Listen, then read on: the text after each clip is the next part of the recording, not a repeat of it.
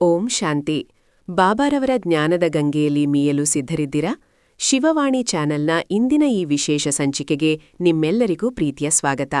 ಬಾಬಾರವರು ನಮಗಾಗಿ ನೀಡುವ ಪ್ರತಿದಿನದ ಮುರಳಿ ಕೇವಲ ಮಾತುಗಳಲ್ಲ, ಅವು ನಮ್ಮ ಜೀವನದ ದಾರಿದೀಪ. ಇಂದಿನ ದಿನನಿತ್ಯದ ಮುರಳಿ ಮಂಥನದ ಮೂಲಕ ನಾವು ಸ್ವಯಂ ಪರಿವರ್ತನೆಯ ಹಾದಿಯಲ್ಲಿ ಒಂದು ಹೆಜ್ಜೆ ಮುಂದೆ ಸಾಗೋಣ.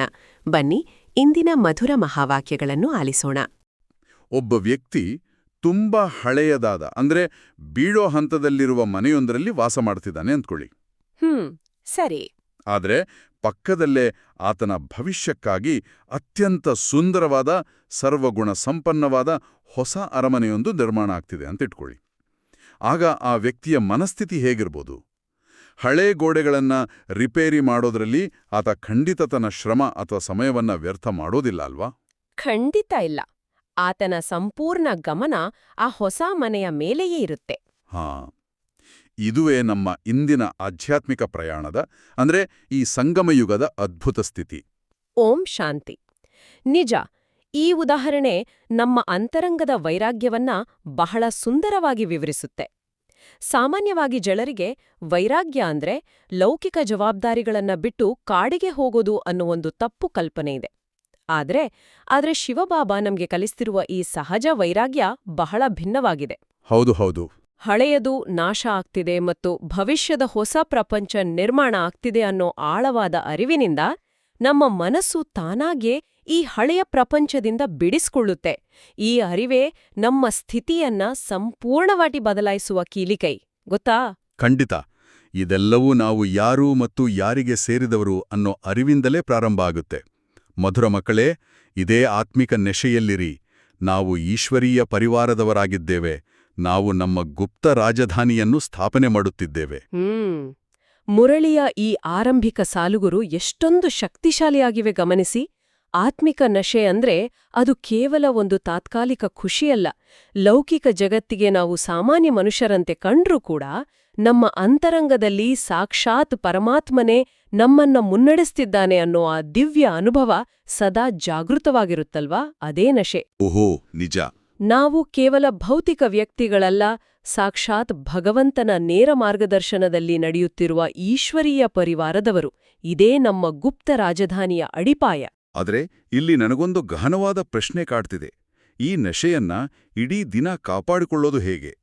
ಯಾಕಂದ್ರೆ ಲೌಕಿಕ ಜಗತ್ತಿನ ಜಂಜಾಟಗಳಲ್ಲಿ ಸಿಲುಕಿದಾಗ ಈ ನಶೆ ಮಾಯ ಆಗುವ ಸಾಧ್ಯತೆ ಬಹಳ ಇರುತ್ತಲ್ವಾ? ಹೌದು, ಆ ಸವಾಲು ಇದ್ದೇ ಇದೆ. ಇದಕ್ಕಾಗಿಯೇ ಬಾಬಾ ಒಂದು ಅದ್ಭುತ ಪ್ರಶ್ನೆ ಮತ್ತು ಉತ್ತರವನ್ನ ನೀಡಿದ್ದಾರೆ. ಮಕ್ಕಳಲ್ಲಿ ಯಾವ ಹವ್ಯಾಸವೂ ಪಕ್ಕಾ ಇದ್ರೆ ಇಡೀ ದಿನ ಖುಷಿಯೂ ಸ್ಥಿರವಾಗಿರುವುದು ಅಂತ ಕೇಳ್ತಾರೆ. ಅದಕ್ಕೆ ಬಾಬಾವರ ಉತ್ತರ ಏನು? ಒಂದು ವೇಳೆ ಬೆಳಗ್ಗೆ ಎದ್ದು ವಿಚಾರಸಾಗರ ಮಂಥನ ಮಾಡುವ ಹವ್ಯಾಸವಿದ್ರೆ ಇಡೀ ದಿನ ಅಪಾರ ಖುಷಿ ಇರುವುದು. ತಂದೆಯೇ ಶ್ರೀಮತವಾಗಿದೆ ಮಕ್ಕಳೇ. ಅಮೃತವೇಳೆ ಎದ್ದು ತಮ್ಮ ತಂದೆಯೊಂದಿಗೆ ಮಧುರ ಮಾತನಾಡಿ ವಿಚಾರ ಮಾಡಿ, ನಾವೀಗ ಯಾವ ಪರಿವಾರದವರಾಗಿದ್ದೇವೆ, ನಮ್ಮ ಕರ್ತವ್ಯವೇನು. ಬಹಳ ಅದ್ಭುತವಾದ ಮಾತು. ಅಂದ್ರೆ ಅಮೃತವೇಳೆಯ ಆ ನಿಶಬ್ದ ಕ್ಷಣಗಳೇ ನಮ್ಮ ದೈನಂದಿನ ಪುರುಷಾರ್ಥದ ಅಥವಾ ನಮ್ಮ ಆಧ್ಯಾತ್ಮಿಕ ಪ್ರಯತ್ನದ ನಿಜವಾದ ಅಡಿಪಾಯ. ಇಡೀ ಪ್ರಪಂಚ ಅಜ್ಞಾನದ ನಿದ್ರೆಯಲ್ಲಿರುವಾಗ ಜಾಗೃತವಾದ ಆತ್ಮ ತನ್ನ ಪರಮತಂದೆಯಾದ ಶಿವಬಾಬಾನೊಂದಿಗೆ ಸಂಭಾಷಣೆ ಮಾಡೋದಿದೆಯಲ್ಲ, ಅದು ಬಹಳ ಗಹನವಾದ ಪ್ರಕ್ರಿಯೆ. ಖಂಡಿತ. ಆ ಸಮಯದಲ್ಲಿ ನಾವು ಮಾಡುವ ವಿಚಾರ ಸಾಗರ ಮಂಥನ ನಮ್ಮ ಆತ್ಮದ ಸುತ್ತ ಒಂದು ರಕ್ಷಾ ಕವಚವನ್ನೇ ನಿರ್ಮಿಸುತ್ತೆ. ದಿನವಿಡೀ ಎದುರಾಗುವ ಸವಾಲುಗಳನ್ನ ಎದುರಿಸಲು ಬೇಕಾದ ಆಧ್ಯಾತ್ಮಿಕ ಶಕ್ತಿ ನಮ್ಗೆ ಆ ಶುದ್ಧ ವಾತಾವರಣದಿಂದಲೇ ಸಿಗುತ್ತೆ. ಹೌದು. ಅಂದ್ರೆ ಬೆಳಗಿನ ಆ ಶುದ್ಧ ವಾತಾವರಣದಲ್ಲಿ ನನ್ನ ಕರ್ತವ್ಯವೇನು ಅಂತ ನಮ್ಮನ್ನ ನಾವು ಪ್ರಶ್ನಿಸಿಕೊಂಡಾಗ ನಾವು ಈ ಹಳೆಯ ಪ್ರಪಂಚದವರಲ್ಲ ಅನ್ನೋ ಸತ್ಯ ಪದೇ ಪದೇ ನೆನಪಿಗೆ ಬರುತ್ತೆ. ಲೌಕಿಕದಲ್ಲಿ ನಾವು ದೇಹದ ಸಂಬಂಧಗಳಾದ ತಂದೆ, ತಾಯಿ, ಅಣ್ಣ, ತಮ್ಮ ಅನ್ನೋ ಆ ಹದ್ದಿನ ಪರಿವಾರದಲ್ಲಿ ಬಂಧಿತರಾಗಿರ್ತೀವಲ್ವಾ? ಹದ್ದಿನ ಪರಿವಾರ ಅಂದ್ರೆ ಸೀಮಿತವಾದ ಸಂಬಂಧಗಳು. ಹೌದು. ಆದ್ರೆ ಬಾಬಾ ನಮ್ಗೆ ಬೇಹದ್ದಿನ ಅಂದ್ರೆ ಎಲ್ಲೇ ಇಲ್ಲದ ಆತ್ಮಿಕ ಪರಿವಾರದ ದಿವ್ಯ ಪರಿಚಯ ನೀಡಿದ್ದಾರೆ. ನಿಖರವಾಗಿ ಹೇಳ್ದ್ರಿ. ಈ ಲೌಕಿಕ ಪರಿವಾರಕ್ಕೂ ಮತ್ತು ಈ ಆತ್ಮಿಕ ಪರಿವಾರಕ್ಕೂ ಇರುವ ಮೂಲಭೂತ ವ್ಯತ್ಯಾಸವನ್ನ ನಾವು ಆಳವಾಗಿ ಅರ್ಥ ಮಾಡ್ಕೋಬೇಕು. ಪ್ರಪಂಚದಲ್ಲಿರುವ ಎಲ್ಲ ಮನುಷ್ಯಾತ್ಮರು ಆ ಪರಮಾತ್ಮನ ಮಕ್ಕಳೇ ಆಗಿದ್ರೂ ಕೂಡ ಆತನೇ ಬಂದು ನಮ್ಗೆ ಜ್ಞಾನ ನೀಡ್ತಿದ್ದಾನೆ ಅನ್ನೋ ಈ ಗಹನವಾದ ರಹಸ್ಯ ಈಗ ಕೇವಲ ನಮಗೆ ಮಾತ್ರ ತಿಳಿದಿದೆ ಅಲ್ವಾ? ನಿಜ, ಕೇವಲ ನಮಗೆ ಮಾತ್ರ. ಹಾ, ಈಶ್ವರೀಯ ವಿಶ್ವವಿದ್ಯಾಲಯದಲ್ಲಿ ವಿನಾಶಕಾಲೇ ಪ್ರೀತಿಬುದ್ಧಿ ವಿಜಯಂತೆ ಅಂತ ಒಂದು ಗಾಯನ ಇದೆ. ಏಕಿದೆ ಗೊತ್ತಾ? ಹಳೆಯ ಪ್ರಪಂಚದ ವಿನಾಶದ ಸಮಯದಲ್ಲಿ ಯಾರು ಆ ಪರಮ ತಂದೆಯೊಂದಿಗೆ ಅಚಲವಾದ ಪ್ರೀತಿಯನ್ನ ಹೊಂದಿರ್ತಾರೋ ಅವರು ಮಾತ್ರ ತಮ್ಮ ಹಳೆಯ ಕರ್ಮ ಬಂಧನಗಳನ್ನ ಮೀರಿ ವಿಜಯಿಗಳಾಗ್ತಾರೆ ಅಂತ ಬಾಬಾ ತಿಳಿಸ್ತಾರೆ. ಓಹೋಹೋ, ಇದು ನಿಜಕ್ಕೂ ನಮ್ಮ ದೃಷ್ಟಿಕೋನವನ್ನೇ ಬದಲಾಯಿಸುವಂತಹ ಮಾತು. ಈಶ್ವರೀಯ ಪರಿವಾರದವರಾಗಿ ನಾವು ಸ್ಥಾಪಿಸ್ತಿರುವ ಆ ದೈವೀ ರಾಜಧಾನಿ ಸಂಪೂರ್ಣ ಗುಪ್ತವಾಗಿದೆ ಅಂತ ಬಾಬಾ ವಿವರಿಸ್ತಾರೆ. ಅಂದ್ರೆ ಹೊರಗಿನ ಪ್ರಪಂಚದವರೆಗೆ ನಾವು ಕೇವಲ ತಮ್ಮಂತೆಯೇ ದಿನನಿತ್ಯದ ಕೆಲಸ ಮಾಡುವ ಸಾಮಾನ್ಯ ಮನುಷ್ಯರಂತೆ ಕಾಣುತ್ತೀವಿ. ಹೌದು. ಆದ್ರೆ ನಮ್ಮ ಅಂತರಂಗದಲ್ಲಿ ನಾವೇ ಭವಿಷ್ಯದ ದೇವತೆಗಳು ಅನ್ನೋ ಆ ಒಂದು ಗುಪ್ತ ನಶೆ ಸದಾ ಇರುತ್ತೆ. ಆದ್ರೆ ಆ ಗುಪ್ತ ನಶೆ ತಾನಾಗೇ ಉಳಿಯೋದಿಲ್ಲ ಅನ್ನೋದನ್ನು ನಾವು ಗಮನಿಸಬೇಕು. ಇದರ ಹಿಂದಿನ ಸೂಕ್ಷ್ಮ ಯಾಂತ್ರಿಕತೆಯನ್ನ ಅರ್ಥ ಮಾಡ್ಕೋಬೇಕು. ಶಿವಬಾಬಾವರ ನಿರಂತರ ನೆನಪಿನಿಂದ ಅಥವಾ ಯಾದಿನಿಂದ ಮಾತ್ರ ಈ ನಶೆ ಏರುತ್ತೆ. ಅಂದ್ರೆ ಆ ಕನೆಕ್ಷನ್ ನಿರಂತರವಾಗಿರಬೇಕು. ಹೌದು. ಆದ್ರೆ ಯಾವಾಗ ನಾವು ದೇಹಭಾನಕ್ಕೆ ಬರ್ತೀವೋ, ಅಂದ್ರೆ ನಮ್ಮ ಭೌತಿಕ ಗುರುತುಗಳಾದ ನಮ್ಮ ಉದ್ಯೋಗ, ನಮ್ಮ ರೂಪ ಅಥವಾ ಲೌಕಿಕ ಸಮಸ್ಯೆಗಳಲ್ಲಿ ಸಿಲುಕಿಕೊಳ್ತೀವೋ, ಆಗ ಈ ನಶೆ ತಕ್ಷಣ ಇಳಿದೋಗುತ್ತೆ. ಯಾಕಂದ್ರೆ ದೇಹಭಾನ ಆತ್ಮವನ್ನ ಭೌತಿಕ ವಿಷಯಗಳಿಗೆ ಕಟ್ಟಿಹಾಕಿ ಅದರ ಆಧ್ಯಾತ್ಮಿಕ ಶಕ್ತಿಯನ್ನ ಸಂಪೂರ್ಣ ಹೀರ್ಬಿಡುತ್ತೆ. ಇದು ಸ್ವಲ್ಪ ಯೋಚನೆ ಮಾಡಬೇಕಾದ ವಿಷಯ. ಸತ್ಯಯುಗದಲ್ಲಿರುವ ದೇವತೆಗಳೇ ಅತ್ಯುನ್ನತರು ಅಂತ ನಾವು ಭಕ್ತಿ ಮಾರ್ಗದಲ್ಲಿ ನಂಬಿದ್ದೀವಿ. ಆದರೆ ಸತ್ಯಯುಗದಲ್ಲಿರೋದು ಕೇವಲ ದೈವೀ ಪರಿವಾರ ಮಾತ್ರ. ಈಗ ಈ ಸಂಗಮ ಯುಗದಲ್ಲಿರೋದು ಅತ್ಯಂತ ಶಕ್ತಿಶಾಲಿಯಾದ ಈಶ್ವರೀಯ ಪರಿವಾರ ಅಂತ ಬಾಬಾ ಹೇಳ್ತಿರೋದೇಕೆ?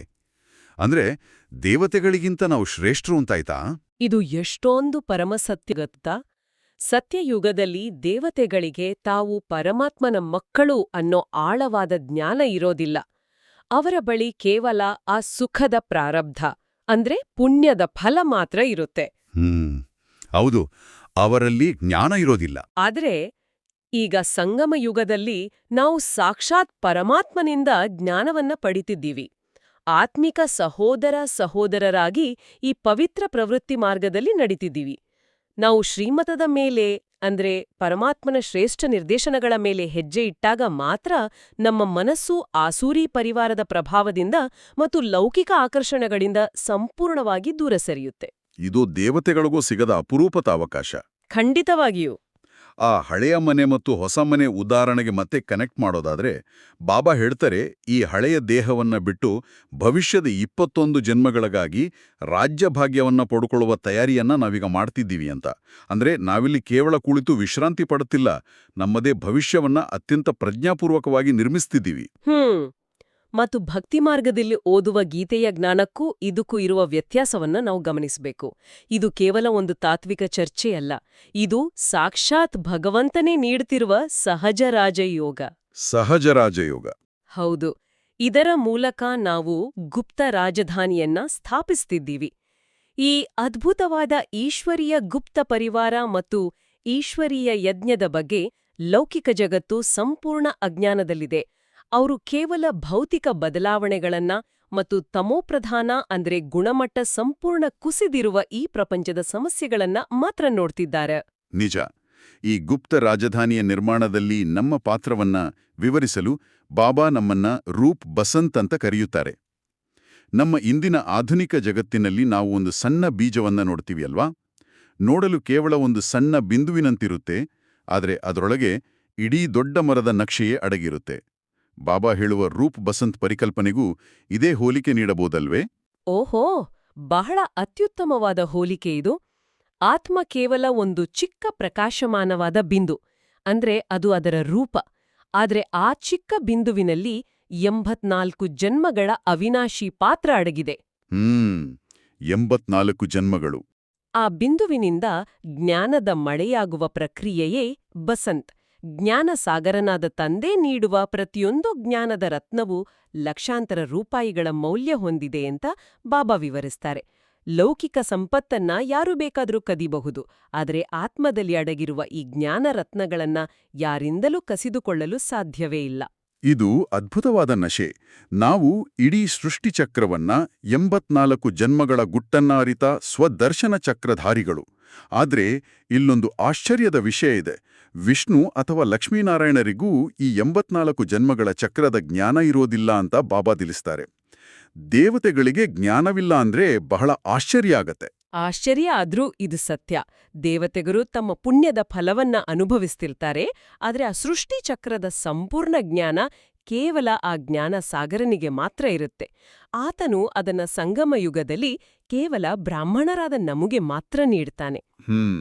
ಜೊತೆಗೆ ತ್ರಿಮೂರ್ತಿಯ ಚಿತ್ರದ ಬಗ್ಗೆ ಬಾಬಾ ಒಂದು ಗಹನವಾದ ರಹಸ್ಯವನ್ನ ಬಿಚ್ಚಿಡ್ತಾರೆ. ತ್ರಿಮೂರ್ತಿಯಲ್ಲಿ ಬ್ರಹ್ಮ, ವಿಷ್ಣು, ಮಹೇಶ್ವರರಿದ್ರೂ ಕೇವಲ ಬ್ರಹ್ಮನಿಗೆ ಮಾತ್ರ ದಾಡಿ ಮೀಸೆಯನ್ನ ಏಕೆ ತೋರಿಸ್ತಾರೆ ಅನ್ನೋದು ಬಹಳ ಆಳವಾದ ಪ್ರಶ್ನೆ. ಹೌದು, ದೇವತೆಗಳಿಗೆ ವಯಸ್ಸಾಗೋದಿಲ್ಲ ಅಲ್ವಾ? ಮತ್ತೆ ಬ್ರಹ್ಮನಿಗೆ ಮಾತ್ರ ವಯಸ್ಸಾಗೋದಂತೆ ಏಕೆ ಚಿತ್ರಿಸಲಾಗಿದೆ? ಯಾಕಂದ್ರೆ ಸೂಕ್ಷ್ಮವತನದಲ್ಲಿ ಯಾರಿಗೂ ವಯಸ್ಸಾಗೋದಿಲ್ಲ, ಅಲ್ಲಿ ದಾಡಿ ಮೀಸೆ ಅನ್ನೋದೂ ಇರುವುದಿಲ್ಲ. ಪ್ರಜಾಪಿತ ಬ್ರಹ್ಮ ಈ ಸಾಕಾರ ಸೃಷ್ಟಿಯ ಆದಿಪೀತನಾಗಿದ್ದಾನೆ. ಆತನು 84 ಜನ್ಮಗಳನ್ನ ಪೂರೈಸಿ ತನ್ನ ಅಂತಿಮ ಜನ್ಮದಲ್ಲಿ ವೃದ್ಧನಾಗಿದ್ದಾನೆ ಅನ್ನೋದರ ಸಾಂಕೇತಿಕ ಚಿತ್ರವದು. ಈ ರಹಸ್ಯ ಪ್ರಪಂಚದಲ್ಲಿ ಕೇವಲ ನಮ್ಗೆ ಮಾತ್ರ ತಿಳಿದಿದೆ ಅಲ್ವಾ? ಖಂಡಿತ. ಇದು ಕೇವಲ ನಮಗೆ ಗೊತ್ತು. ನಾವು ಭಾರತದ ಸೇವೆಯಲ್ಲಿದ್ದೀವಿ ಮತ್ತು ಇಡೀ ಪ್ರಪಂಚದ ಕಲ್ಯಾಣ ನಮ್ಮ ಗುರಿಯಾಗಿದೆ ಅಂತ ಬಾಬಾ ನೆನಪಿಸ್ತಾರೆ. ಸರ್ವ ಆತ್ಮರು ಪವಿತ್ರರಾಗಿ ಮುಕ್ತಿಧಾಮಕ್ಕೆ ಹಿಂತಿರುಗುವ ಸಮಯವಿದು. ಲೌಕಿಕದಲ್ಲಿ ಗಾಂಧೀಜಿ ಅವರು ರಾಮರಾಜ್ಯದ ಕಲ್ಪನೆ ಮಾಡಿದ್ರು, ಆದರೆ ಅದು ಕೇವಲ ಭೌತಿಕ ಮಟ್ಟದಲ್ಲಿತ್ತು. ಹೌದು. ಬಾಬಾ ಸ್ಥಾಪಿಸ್ತಿರುವ ಈ ನೈಜ ದೈವಿ ರಾಜಧಾನಿ ಸಂಪೂರ್ಣ ಭಿನ್ನವಾಗಿದೆ. ಇದನ್ನ ನಾವು ಸಾಕ್ಷಿ ಭಾವದಿಂದ ನೋಡಬೇಕು ಅಂತ ಬಾಬಾ ಹೇಳ್ತಾರೆ. ಈ ಸಾಕ್ಷಿ ಭಾವ ಅಂದ್ರೆ ನಡೆಯುವ ಪ್ರತಿಯೊಂದು ಘಟನೆಯನ್ನೂ ಕೇವಲ ಓರ್ವ ಪ್ರೇಕ್ಷಕನಂತೆ ನೋಡುವ ಸ್ಥಿತಿ. ಇದು ಬಹಳ ಮುಖ್ಯ. ಯಾಕಂದ್ರೆ ಮಾಯೆ ಅನೇಕ ರೂಪಗಳಲ್ಲಿ ನಮ್ಮ ಪುರುಷಾರ್ಥವನ್ನ ತಡೆಯಲು ಬರುತ್ತೆ. ಮುರಳಿಯಲ್ಲಿ ಬಾಬಾ ಭಕ್ತಿ ಮಾರ್ಗದಲ್ಲಿನ ಧ್ಯಾನದ ಬಗ್ಗೆ ಅತ್ಯಂತ ಸೂಕ್ಷ್ಮವಾದ ಎಚ್ಚರಿಕೆಯನ್ನ ನೀಡಿದ್ದಾರೆ. ಓಹೋ, ಯಾವ ಎಚ್ಚರಿಕೆ ಅದು?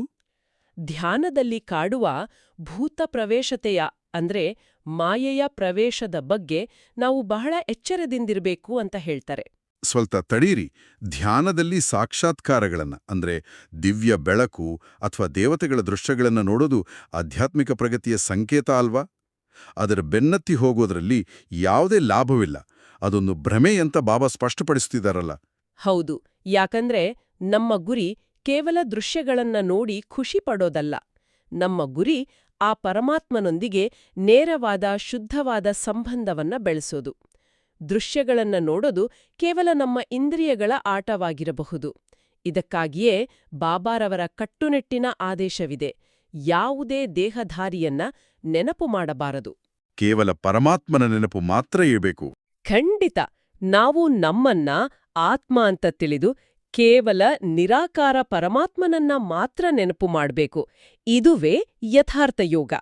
ಲೌಕಿಕ ಸಂಬಂಧಗಳಲ್ಲಿ ಅಥವಾ ಯಾವುದೇ ಶುದ್ಧ ವ್ಯಕ್ತಿಯ ಮೇಲೂ ಆಕರ್ಷಿತರಾಗುವುದು ನಮ್ಮ ಆಧ್ಯಾತ್ಮಿಕ ಪ್ರಯಾಣಕ್ಕೆ ದೊಡ್ಡ ತಡೆಯಾಗತ್ತೆ. ಇದಕ್ಕಾಗಿಯೇ ಬಾಬಾ ಆ ಬೇಹದ್ದಿನ ತಂದೆಗೆ ತಪ್ಪದೆ ಪತ್ರ ಬರೆಯುವ ಸಂಪ್ರದಾಯವನ್ನ ನೆನಪಿಸ್ತಾರೆ. ಆದರೆ ಸರ್ವಾಂತರ್ಯಾಮಿಯಾದ ಎಲ್ಲವನ್ನೂ ಬಲ್ಲ ಆ ಪರಮಾತ್ಮನಿಗೆ ನಾವು ಪತ್ರ ಬರೆಯೋದೇಕೆ ಅಂತ ಕೆಲವರಿಗೆ ಅನಿಸ್ಬೋದು. ಪತ್ರ ಬರೆಯೋದು ಅಂದ್ರೆ ಅದು ಕೇವಲ ಕಾಗದದ ಮೇಲಿನ ಅಕ್ಷರಗಳಲ್ಲ. ಅದೊಂದು ಆತ್ಮ ಮತ್ತು ಪರಮಾತ್ಮನ ನಡುವಿನ ಅದ್ಭುತ ಮಾನಸಿಕ ಸೇತುವೆ. ಸುಂದರವಾದ ಮಾತು. ನಮ್ಮ ಲೌಕಿಕ ತಂದೆಗೆ ನಮ್ಮ ಬಗ್ಗೆ ಮಾಹಿತಿ ತಿಳಿಸ್ತಾ ಇದ್ದರೆ ಅವರಿಗೆ ಹೇಗೆ ಚಿಂತೆಯಾಗುತ್ತೋ, ಹಾಗೆಯೇ ಬೇಹದ್ದಿನ ತಂದೆಗೂ ನಾವು ನಮ್ಮ ಕ್ಷೇಮ ಸಮಾಚಾರ, ಸೇವೆಯ ವರದಿ ಮತ್ತು ನಮ್ಮ ನಾರಾಯಣಿ ನಶೆಯ ಬಗ್ಗೆ ಪತ್ರದ ಮೂಲಕ ತಿಳಿಸುವಾಗ ನಮ್ಮದೇ ಸ್ಥಿತಿ ಮೇಲೇರುತ್ತೆ. ಇದು ನಮ್ಮ ಮತ್ತು ಪರಮಾತ್ಮನ ನಡುವಿನ ಮಧುರವಾದ ಸಂಬಂಧವನ್ನ ಗಟ್ಟಿಗೊಳಿಸುವ ಪ್ರಕ್ರಿಯೆಯಲ್ವಾ? ಹೌದು. ಈ ಸಂಗಮ ಯುಗದಲ್ಲಿ ನಮಗಿರುವ 3 ಜನ ತಂದೆಯರ ಬಗ್ಗೆಯೂ ಬಾಬಾ ನೆನಪಿಸ್ತಾರೆ. ಈ ಜನ್ಮ ನೀಡಿದ ಲೌಕಿಕ ತಂದೆ, ನಮಗೆ ಜ್ಞಾನದ ಮೂಲಕ ಆಧ್ಯಾತ್ಮಿಕ ಜನ್ಮ ನೀಡಿದ ಪ್ರಜಾಪಿತ ಬ್ರಹ್ಮ ಮತ್ತು ನಮ್ಮೆಲ್ಲರ ಆತ್ಮಗಣ ಪರಮ ತಂದೆಯಾದ ಪಾರಲೌಕಿಕ ಶಿವಬಾಬಾ. ನಿಜ. ಈ ತ್ರಿವೇಣಿ ಸಂಗಮ ಇನ್ನೆಂದಿಗೂ ಸಿಗೋದಿಲ್ಲ. ಆದ್ರೆ ಇಲ್ಲಿ ಬಹಳ ಸೂಕ್ಷ್ಮವಾದ ವಿಷಯ ಏನಂದ್ರೆ, ಕೇವಲ ಶಿವಬಾಬಾರವರ ನೆನಪಿನಿಂದ ಅಂದ್ರೆ ಯೋಗ ಅಗ್ನಿಯಿಂದ ಮಾತ್ರ ನಮ್ಮ ಜನ್ಮ ಜನ್ಮಾಂತರದ ವಿಕರ್ಮಗಳು ವಿನಾಶ ಆಗ್ತವೆ. ಬ್ರಹ್ಮನ ನೆನಪಿನಿಂದಾಗಲಿ ಅಥವಾ ಬೇರೆ ಯಾವುದೇ ದೇವತೆಗಳ ನೆನಪಿನಿಂದಾಗಲಿ ವಿಕರ್ಮ ವಿನಾಶ ಆಗೋದಿಲ್ಲ ಅನ್ನೋದನ್ನ ನಾವು ಮರಿಬಾರ್ದು. ಅಂದ್ರೆ ನಮ್ಮ ಗಮನ ನೇರವಾಗಿ ಆ ನಿರಾಕಾರ ಪರಮಜ್ಯೋತಿಯ ಮೇಲೆಯೇ ಇರಬೇಕು. ಖಂಡಿತ. ಮತ್ತು ಈ ದಾರಿಯಲ್ಲಿ ನಾವು ರಾವಣ ರಾಜ್ಯದಲ್ಲಿರುವ ಕಾಮದ ಬಿರುಗಾಳಿಗಳನ್ನ ಎದುರಿಸಬೇಕಾಗತ್ತೆ ಅಂತ ಬಾಬಾ ಎಚ್ಚರಿಸ್ತಾರೆ. ನಾವು ಪುರುಷಾರ್ಥ ಪ್ರಾರಂಭ ಮಾಡಿದಾಗಲೇ ಈ ಬಿರುಗಾಳಿಗಳು ಸ್ವಲ್ಪ ಹೆಚ್ಚಾಗ್ತವೆ ಅಂತ ಅನ್ಸುತ್ತೆ ಅಲ್ವಾ? ಹೌದು. ಯಾಕಂದ್ರೆ ಈ ಪ್ರಪಂಚ ಈಗ ಸಂಪೂರ್ಣ ತಮೋಪ್ರಧಾನವಾಗಿದೆ. ಅಂದ್ರೆ ತನ್ನೆಲ್ಲ ಆಧ್ಯಾತ್ಮಿಕ ಶಕ್ತಿಯನ್ನ ಕಳೆದುಕೊಂಡು ಕುಸಿಯುವ ಹಂತದಲ್ಲಿದೆ. ನಾವು ಹಳೆಯ ಅಭ್ಯಾಸಗಳನ್ನ ಬಿಡಲು ಪ್ರಯತ್ನ ಮಾಡಿದಾಗ ಮಾಯೆ ಬಿರುಗಾಳಿಯಂತೆ ಅಪ್ಪಳಿಸುತ್ತೆ. ಆದರೆ ನಾವು ಅದಕ್ಕೆ ವಶ ಆಗ್ಬಾರ್ದು. ವಿಜಯಿಗಳಾಗುವ ಆ ದೃಢ ಸಂಕಲ್ಪ ನಮ್ಮಲ್ಲಿ ಇರಲೇಬೇಕು. ಹೊಸ ಆತ್ಮಗಳನ್ನ ಈ ಜ್ಞಾನ ಮಾರ್ಗಕ್ಕೆ ತರುವಾಗ ಬ್ರಾಹ್ಮಣಿಯರ ಮೇಲಿರುವ ಜವಾಬ್ದಾರಿಯ ಬಗ್ಗೆಯೂ ಬಾಬಾ ಎಚ್ಚರಿಸಿದ್ದಾರೆ. ಯಾರು ನಿಶ್ಚಯ ಬುದ್ಧಿಯವರಾಗಿದ್ದಾರೋ ಅವರನ್ನ ಮಾತ್ರ ಕರೆತರಬೇಕು. ಇಲ್ಲವಾದರೆ ಆ ಹೊರೆ ಬ್ರಾಹ್ಮಣಿಯರ ಮೇಲೆಯೇ ಬೀಳುತ್ತೆ. ಪ್ರತಿಯೊಂದು ಹೆಜ್ಜೆಯಲ್ಲೂ ಎಚ್ಚರಿಕೆ ಅತ್ಯಗತ್ಯ. ನಿಜ. ಮತ್ತು ಸಮಾಜದಲ್ಲಿರುವ ಭಾಷೆ, ಜಾತಿ, ಪಾತಿಯ ಭೇದಭಾವಗಳನ್ನ ಅಳಿಸಿ ಹಾಕಲು ಇರುವ ಏಕೈಕ ಮಾರ್ಗ ಅಂದ್ರೆ ದೇಹಿ ಅಭಿಮಾನಿ ಆಗುವುದು. ಅಂದ್ರೆ ನಮ್ಮನ್ನ ನಾವು ಆತ್ಮ ಅಂತ ಭಾವಿಸೋದು. ಹೌದು, ಇದು ಎಲ್ಲಕ್ಕೂ ಮೂಲ. ನಾವು ನಮ್ಮನ್ನ ಕೇವಲ ಆತ್ಮ ಅಂತ ನೋಡಿದಾಗ ಎದುರಿನವರು ಸಹ ಅದೇ ಬೆಳಕಿನ ಬಿಂದುಗಳಾಗಿ ಕಾಣ್ತಾರೆ. ಆಗ ಆ ಎಲ್ಲಾ ಭೌತಿಕ ಗುರುತುಗಳು ಕರಗಿ ಹೋಗ್ತವೆ. ನಾವೆಲ್ಲರೂ ಮನೆಯಲ್ಲಿ ಅಂದ್ರೆ ಆ ಶಾಂತಿಧಾಮದ ಸ್ಮೃತಿಯಲ್ಲಿ ಕುಳಿತು ಮುಂಬರುವ ಸತೋಗುಣಿ ಸತ್ಯಯುಗಕ್ಕಾಗಿ ಓದುತ್ತಿದ್ದೀವಿ ಅನ್ನೋ ಆ ಅರಿವು ಸದಾ ಜಾಗೃತವಾಗಿರ್ಬೇಕು. ಖಂಡಿತ. ಈ ಗಹನವಾದ ಜ್ಞಾನಮಂಥನದ ನಂತರ ಈಗ ಸಂಪೂರ್ಣ ಶಾಂತವಾದ ಮನಸ್ಥಿತಿಯಲ್ಲಿ ನಮ್ಮ ಪರಮ ತಂದೆಯ ಮಧುರವಾದ ಯಾದ್ಪ್ಯಾರನ್ನು ಆಲಿಸೋಣ. ಮಧುರಾತಿ ಮಧುರ, ಅಗಲಿ ಹೋಗಿ ಮರಳಿ ಸಿಕ್ಕಿರುವ ಮಕ್ಕಳ ಪ್ರತಿ ಮಾತಾಪಿತಾ ಬಾಬ್ದಾದಾರವರ ನೆನಪು, ಪ್ರೀತಿ ಹಾಗೂ ಸುಪ್ರಭಾತ. ಆತ್ಮಿಕ ಮಕ್ಕಳಿಗೆ ಆತ್ಮಿಕ ತಂದೆ ನಮಸ್ತೆ.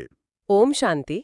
ಈಗ ನಾವು ಈ ಜ್ಞಾನದ ಸಾರವನ್ನ ನಮ್ಮ ದಿನನಿತ್ಯದ ಜೀವನಕ್ಕೆ ಅಳವಡಿಸಿಕೊಳ್ಳಲು ಧಾರಣೆಯ ಮುಖ್ಯಾಂಶಗಳನ್ನ ನೋಡೋಣ. ಮೊದಲನೇ ಅಂಶವಾಗಿ ಮಾಯೆಯ ವಿಕಲ್ಪಗಳಿಗೆ ಅಂದ್ರೆ ನಮ್ಮ ಮನಸ್ಸಿನಲ್ಲಿ ಏಳುವ ನಕಾರಾತ್ಮಕ ಆಲೋಚನೆಗಳಿಗೆ ನಾವು ಗಾಬರಿಯಾಗಬಾರದು. ನಾವು ಯಾವುದೇ ದೇಹಧಾರಿಯ ಮೇಲೆ ಆಕರ್ಷಿತರಾಗದೆ ವಿಜಯಿಗಳಾಗುವ ದೃಢವಾದ ಪುರುಷಾರ್ಥ ಮಾಡಬೇಕು. ಎರಡನೇ ಅಂಶವಾಗಿ ಧ್ಯಾನದಲ್ಲಿ ಬರುವ ಮಾಯೆಯ ಭ್ರಮೆಗಳಿಂದ ಅಂದ್ರೆ ಆ ಭೂತ ಪ್ರವೇಶತೆಯಿಂದ ನಮ್ಮನ್ನು ನಾವು ರಕ್ಷಿಸ್ಕೋಬೇಕು. ಸಾಕ್ಷಾತ್ಕಾರಗಳ ಭ್ರಮೆಯಿಂದ ಹೊರಬಂದು ಯಥಾರ್ಥ ಯೋಗವನ್ನ ಅಭ್ಯಾಸ ಮಾಡಬೇಕು ಮತ್ತು ಬಾಬಾರಿಗೆ ನಮ್ಮ ಸತ್ಯವಾದ ದಿನಚರಿಯನ್ನ ತಪ್ಪದೇ ತಿಳಿಸಬೇಕು. ಇಂದಿನ ವರದಾನ ನಮ್ಮ ದೃಷ್ಟಿಕೋನವನ್ನ ಸಂಪೂರ್ಣ ಸರಳಗೊಳಿಸುವಂತಹದ್ದಾಗಿದೆ. ಪ್ರತಿ ಮಾತಿನಲ್ಲಿ ಸಾರವನ್ನ ಗ್ರಹಿಸುತ್ತಾ ಆಲ್ರೌಂಡರ್ ಆಗುವಂತಹ ಸರಳ ಪುರುಷಾರ್ಥಿ ಭವ ಅಂತ ಬಾಬಾ ಹೇಳ್ತಾರೆ. ಇಲ್ಲಿ ಪ್ರಕೃತಿಯ ಒಂದು ಸುಂದರ ಉದಾಹರಣೆಯನ್ನ ನಾವು ತಗೋಬಹುದು. ಜೇನುನೊಣ ಕೇವಲ ಹೂವಿನ ಮಕರಂದವನ್ನ ಅಂದ್ರೆ ಸಾರವನ್ನ ಮಾತ್ರ ಹೀರುತ್ತೆ. ಅದು ಹೂವಿನ ಮುಳ್ಳುಗಳನ್ನಾಗ್ಲಿ ಕೊಳೆಯನ್ನಾಗ್ಲಿ ನೋಡೋದಿಲ್ಲ ಅಲ್ವಾ? ಆದ್ರೆ ಲೌಕಿಕ ಜಗತ್ತಿನಲ್ಲಿ ಎದುರಾಗುವ ಕಹಿಯಾದ ವ್ಯಕ್ತಿಗಳು ಅಥವಾ ಪರಿಸ್ಥಿತಿಗಳಲ್ಲಿರುವ ಆ ಮುಳ್ಳುಗಳನ್ನ ಕಡೆಗಣಿಸೋದು ಸ್ವಲ್ಪ ಕಷ್ಟ ಅಲ್ವಾ? ಅದಕ್ಕಾಗಿಯೇ ಬಾಬಾ ಕೇವಲ ಸಾರವನ್ನ ಗ್ರಹಿಸಲು ಹೇಳಿದ್ದಾರೆ. ವ್ಯಕ್ತಿಯ ಸ್ವಭಾವ ಕಹಿಯಾಗಿರಬಹುದು, ಆದ್ರೆ ಅವರಲ್ಲಿರುವ ಯಾವುದಾದರೂ ಒಂದು ಸಕಾರಾತ್ಮಕ ಗುಣ ಅಥವಾ ಸಾರವನ್ನ ಮಾತ್ರ ನಾವು ಗ್ರಹಿಸಬೇಕು. ಆಗ ಆ ಕಷ್ಟಕರವಾದ ಪುರುಷಾರ್ಥ ಸರಳ ಪುರುಷಾರ್ಥ ಆಗಿ ಬದಲಾಗುತ್ತೆ. ಇಂದಿನ ಸ್ಲೋಗನ್ ಕೂಡ ಇದೇ ರೀತಿ ಅದ್ಭುತ ಸಮತೋಲನವನ್ನ ಕಲಿಸುತ್ತೆ. ಸಾಧನವನ್ನು ಉಪಯೋಗಿಸುತ್ತಾ ಅದರ ಪ್ರಭಾವದಿಂದ ಭಿನ್ನ ಹಾಗೂ ತಂದೆಯ ಪ್ರಿಯರಾಗಿರಿ. ಅಂದ್ರೆ ಆಧುನಿಕ ಸಾಧನಗಳನ್ನ ಈಶ್ವರೀಯ ಸೇವೆಗೆ ಬಳಸಬೇಕು, ಆದರೆ ಅದರ ವ್ಯಸನಕ್ಕೆ ತುತ್ತಾಗಬಾರ್ದು. ಹೌದಲ್ವಾ? ಕಮಲದ ಹೂವು ನೀರಿನಲ್ಲಿದ್ದರೂ ನೀರಿನಿಂದ ಹೇಗೆ ಸಂಪೂರ್ಣ ನಿರ್ಲಿಪ್ತವಾಗಿರುತ್ತೋ ಹಾಗೆ. ಖಂಡಿತ ನಿರ್ಲಿಪ್ತತೆ ಬಹಳ ಮುಖ್ಯ. ಮತ್ತು ಕೊನೆಯದಾಗಿ ಇಂದಿನ ಅವ್ಯಕ್ತ ಇಶಾರೆಯಲ್ಲಿ ಬಹಳ ಸೂಕ್ಷ್ಮವಾದ ಸಂಕೇತ ಅಡಗಿದೆ. ಸದಾ ಅಚಲ, ಅಡೋಲ, ಏಕರಸ ಸ್ಥಿತಿಯ ಅನುಭವ ಮಾಡಿ. ಲೌಕಿಕದಲ್ಲಿ ನಡೆಯುವ ಘಟನೆಗಳನ್ನ ನೋಡಿ ನಮ್ಮ ಮನಸ್ಸಿನಲ್ಲಿ ಏಕೆ ಹೀಗಾಯ್ತು, ಏನು ಮಾಡೋದು ಅನ್ನೋ ವ್ಯರ್ಥ ಪ್ರಶ್ನೆಗಳು ಉತ್ಪನ್ನ ಆಗ್ತವೆ. ಆ ಪ್ರಶ್ನೆಗಳೇ ನಮ್ಮ ಶಾಂತಿಯನ್ನ ಕದಿಯೋದು. ಹೌದು. ಆದ್ರೆ ಈ ನಾಟಕದ ಪ್ರತಿಯೊಂದು ದೃಶ್ಯವೂ ಕಲ್ಯಾಣಕಾರಿ ಆಗಿದೆಯಂತ ನಾವು ಅರಿತಾಗ ಆ ಎಲ್ಲಾ ಪ್ರಶ್ನೆಗಳು ಸಮಾಪ್ತಿಯಾಗ್ತವೆ. ಆಗ ನಮ್ಮ ಸ್ಥಿತಿ ಸಂಪೂರ್ಣವಾಗಿ ಏಕರಸ ಮತ್ತು ಸ್ಥಿರವಾಗುತ್ತೆ. ಬನ್ನಿ ಈಗ ನಮ್ಮೆಲ್ಲ ಭೌತಿಕ ಆಲೋಚನೆಗಳನ್ನ ಸಂಪೂರ್ಣವಾಗಿ ಬದಿಗಿಡೋಣ. ನಮ್ಮನ್ನ ನಾವು ಕೇವಲ ಒಂದು ಪ್ರಕಾಶಮಾನವಾದ ಬಿಂದು ಅಂತ ಭಾವಿಸೋಣ. ನಮ್ಮ ಉಸಿರಾಟ ನಿಧಾನ ಆಗ್ತಿದೆ. ಇದು ಸಂಪೂರ್ಣ ಶಾಂತಿಯ ಅನುಭವ. ನಾನೊಂದು ಅವಿನಾಶಿ ಚೈತನ್ಯ ಜ್ಯೋತಿ. ನನ್ನೆಲ್ಲ ಲೌಕಿಕ ದೇಹಭಾನ ಕರಗಿ ಹೋಗ್ತಿದೆ. ಧಾರಣೆ, ವರದಾನ ಮತ್ತು ಸ್ಲೋಗನ್ನ ಶಕ್ತಿಯು ನನ್ನ ಕಣಕಣದಲ್ಲಿಯೂ ಇಳಿಯುತ್ತಿದೆ. ಜೇನು ನೊಣದಂತೆ ಕೇವಲ ಸಾರವನ್ನ ಗ್ರಹಿಸುವ ದಿವ್ಯಶಕ್ತಿ ನನ್ನದಾಗಿದೆ. ಕಮಲದ ಹೂವಿನಂತೆ ನಾನು ಈ ಪ್ರಪಂಚದ ಪ್ರಭಾವಗಳಿಂದ ಸಂಪೂರ್ಣವಾಗಿ ನಿರ್ಲಿಪ್ತನಾಗಿದ್ದೇನೆ. ನಾನು ಸತೋಪ್ರಧಾನ ಸ್ಥಿತಿಯಲ್ಲಿದ್ದೇನೆ. ಆ ಪರಮ ಶಾಂತಿಧಾಮದಲ್ಲಿರುವ ನನ್ನ ಪರಮಪಿತಾ, ಜ್ಞಾನಸಾಗರ, ಶಿವಬಾಬಾರವರ ದಿವ್ಯ ಕಿರಣಗಳು ನನ್ನ ಆತ್ಮದ ಮೇಲೆ ನೇರವಾಗಿ ಬೀಳುತ್ತಿವೆ. ನನ್ನೊಳಗಿನ ಎಲ್ಲ ಏಕೆ, ಏನೋ ಅನ್ನೋ ವ್ಯರ್ಥ ಪ್ರಶ್ನೆಗಳು ಸಂಪೂರ್ಣವಾಗಿ ಕರಗಿ ಹೋಗಿವೆ. ನಾಟಕದ ಪ್ರತಿಯೊಂದು ದೃಶ್ಯವೂ ಕಲ್ಯಾಣಕಾರಿಯಾಗಿದೆ ಅನ್ನೋ ಅಚಲ ವಿಶ್ವಾಸ ನನ್ನಲ್ಲಿದೆ. ನಾನು ಅಚಲ, ಅಡೋಲ ಮತ್ತು ಏಕರಸ ಸ್ಥಿತಿಯಲ್ಲಿದ್ದೇನೆ. ಬಾಬಾರವರ ಜೊತೆಗಿನ ಆ ಗುಪ್ತ ನಶೆಯು, ಈಶ್ವರೀಯ ಪರಿವಾರದ ಆ ಮಧುರ ಅನುಭವವು ನನ್ನೆಲ್ಲ ಜನ್ಮಗಳ ಆಯಾಸವನ್ನ ದೂರ ಮಾಡ್ತಿದೆ. ನಾನು ನನ್ನ ಭವಿಷ್ಯದ ಹೊಸ ಗುಪ್ತ ರಾಜಧಾನಿಯ ನಿರ್ಮಾಣದಲ್ಲಿ ಸಂಪೂರ್ಣವಾಗಿ ನಿರತನಾಗಿದ್ದೇನೆ. ಇಂದಿನ ಈ ಜ್ಞಾನದ ಮಾತುಗಳು ನಿಮ್ಮ ದಿನವನ್ನು ಪವಿತ್ರವಾಗಿಸಲಿ ಎಂದು ಆಶಿಸುತ್ತೇವೆ. ಹಿರಿಯರು ಹೇಳಿದಂತೆ, ಕೇಳುವುದು ಸುಲಭ, ಮಂಥನ ಮಾಡುವುದು ಶ್ರೇಷ್ಠ. ಪ್ರತಿದಿನ ಹೀಗೆಯೇ ಬಾಬಾರವರ ಮಧುರ ಮಹಾವಾಕ್ಯಗಳನ್ನು ಆಲಿಸಲು ಮತ್ತು ಜೀವನದಲ್ಲಿ ಅಳವಡಿಸಿಕೊಳ್ಳಲು ಮರೆಯಬೇಡಿ. ನಿಮಗೆ ಈ ವಿಡಿಯೋ ಇಷ್ಟವಾಗಿದ್ದರೆ ದಯವಿಟ್ಟು ಲೈಕ್ ಮಾಡಿ ಮತ್ತು ನಿಮ್ಮ ಆತ್ಮೀಯರೊಂದಿಗೆ ಶೇರ್ ಮಾಡಿ. ಇಂತಹ ದಿನನಿತ್ಯದ ಮುರಳಿ ಮಂಥನಕ್ಕಾಗಿ ನಮ್ಮ ಶಿವವಾಣಿ ಚಾನೆಲ್ಗೆ ಈ ಕೂಡಲೇ ಸಬ್ಸ್ಕ್ರೈಬ್ ಆಗಿ. ಸದಾ ಖುಷಿಯಾಗಿರಿ, ಶಾಂತಿಯಿಂದರಿ. ಓಂ ಶಾಂತಿ.